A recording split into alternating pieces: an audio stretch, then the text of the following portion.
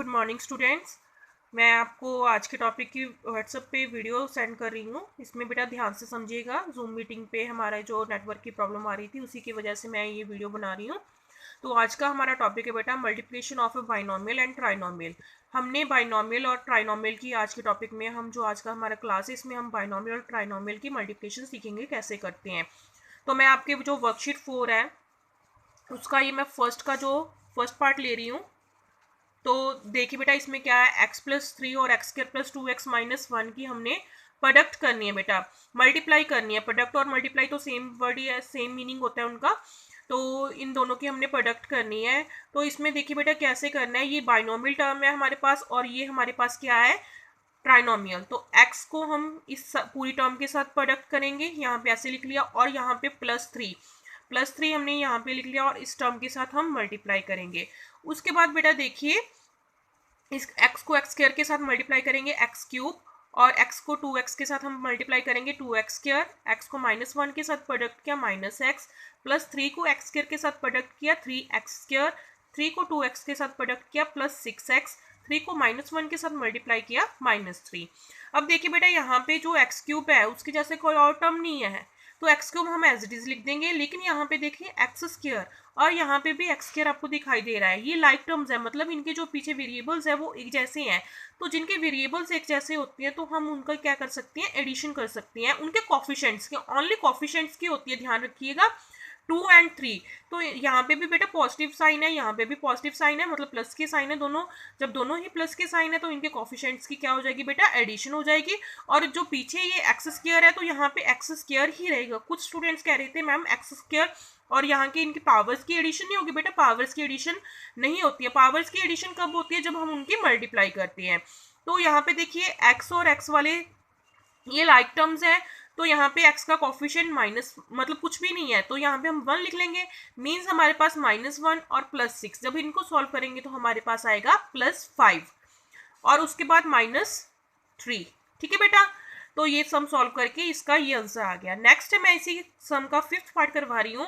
तो हमारे पास ये स्टेटमेंट है, तो 2/5 a को हमने इस पूरी ब्रैकेट के साथ मल्टीप्लाई करना है और 1/7 b को हम इस ब्रैकेट के साथ सॉल्व कर रहे हैं। तो देखिए बेटा इसको मल्टीप्लाई करके क्या बन रहा है, 6/5 a², इसकी और इन दोनों की मल्टीप्लाई की 8/5 ab बन रहा है। 2/5 a को -2 के साथ मल्टीप्लाई करें तो ये क्या बन रहा है, -4/5 a।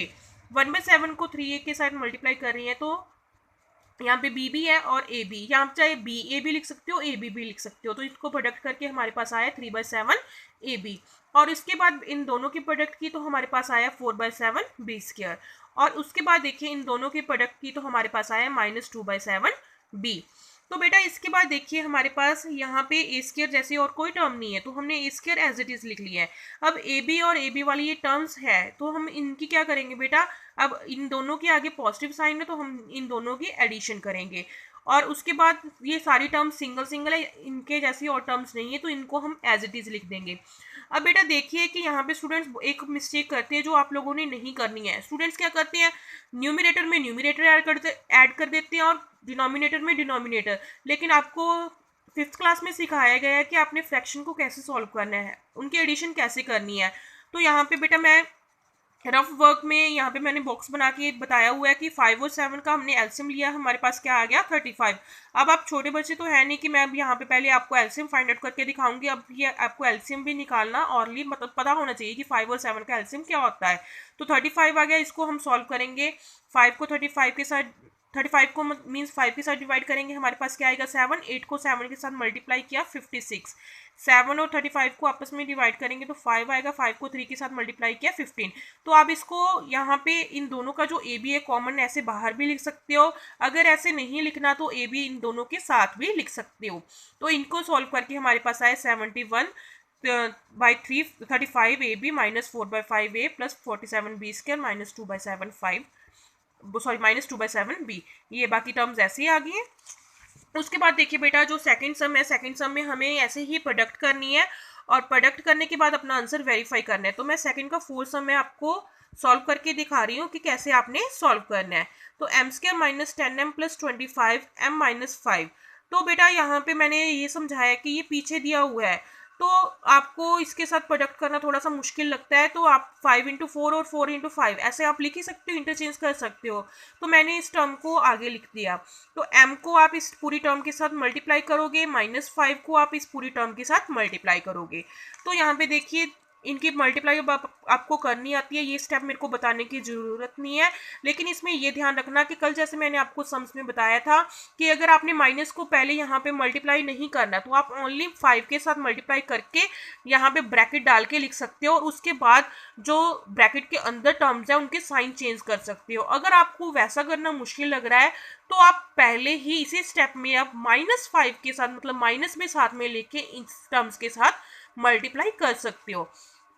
तो -5 को m² के साथ मल्टीप्लाई किया, -5 को -10m के साथ मल्टीप्लाई किया, -5 को 25 के साथ +25 के साथ मल्टीप्लाई किया। ये आपको अब साइंस क्लियर होंगे कि हमें कैसे प्रोडक्ट करके कौन से साइन आते हैं। तो इसको सॉल्व करके बेटा देखिए हमारे पास ये वाला सम आ गया है। अब उसके बाद वेरिफिकेशन करनी है, हमें कहा गया था verify the result.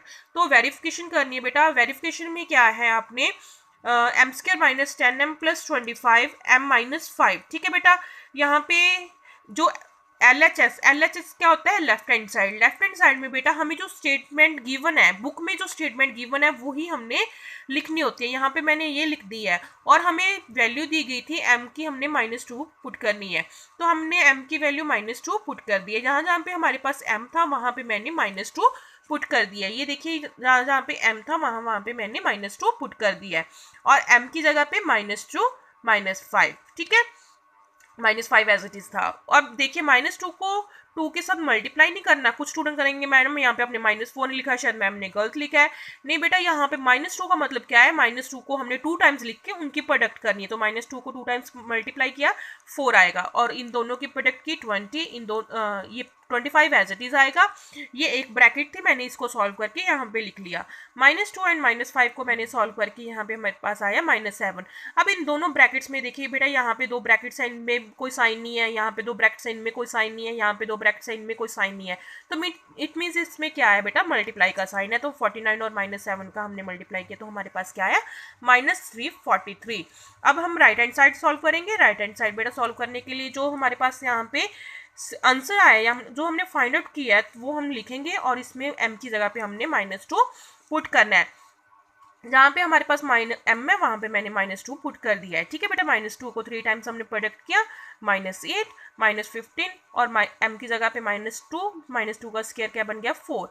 -8 as it is, -15 और 4 की प्रोडक्ट की यहाँ पे क्या आया, -60, और यहाँ पे m की जगह पे मैंने -2 पुट किया था। 75 और -2 को पुट करके हमारे पास आया -150, एंड -125 के साथ कोई भी m नहीं था, तो मैंने -125 एज इट इज लिख दिया। अब कुछ स्टूडेंट्स कह रहे हैं कि मैम यहाँ पे साइंस का हमें पता नहीं लग रहा। बेटा इन दोनों को आप जब सॉल्व करोगे तो यहाँ पे हमारे पास 2 नेगेटिव साइन है। जब 2 नेगेटिव साइन हो तो हम उनके हमेशा क्या करते हैं, एडिशन करते हैं, लेकिन हम आंसर में साइन माइनस ही लगाते हैं। तो इन दोनों को सॉल्व करके हमारे पास बेटा आ गया -68, ठीक है बेटा। और अब इन दोनों को सॉल्व करेंगे। यहाँ पे देखिए ये रफ वर्क में मैं आपको लिख के दिखा रही हूँ। इन दोनों को सॉल्व करके आपके पास आ गया -68, और इन दोनों को सॉल्व करके हमारे पास ये भी दोनों नेगेटिव साइन है, तो दोनों नेगेटिव साइन है, होगा इनका क्या, एडिशन, लेकिन साइन हमारा क्या आएगा, नेगेटिव। तो यहाँ पे बेटा देखिए क्या आएगा, माइनस का 275, ठीक है, माइनस का। अब ये दोनों नेगेटिव साइन है तो इनको सॉल्व करेंगे, हमारे पास माइनस का ही आएगा। तो इसको सॉल्व करके बेटा हमारे पास क्या आएगा, 343। तो देखिए बेटा यहाँ पे हमारे पास लेफ्ट हैंड साइड पे 343 आया, और ये भी 343 आया। इट मीन्स क्या है, ये दोनों बराबर हमने शो कर दिया। तो यहाँ पे हम लिख देंगे hence verified, left hand side is equal to right hand side. अगर ये आपके यहाँ पे साइन का भी फर्क आ रहा है, अगर यहाँ पे प्लस आ रहा है, यहाँ पे माइनस आ रहा है, तो हो सकता है कि आपके यहाँ पे कैलकुलेशन में कहीं ना कहीं मिस्टेक है। अगर आपकी कहीं ना कहीं यहाँ पे मिस्टेक होगी तो आपके ये दोनों आंसर्स कभी भी इक्वल नहीं आएंगे। Okay students, thank you.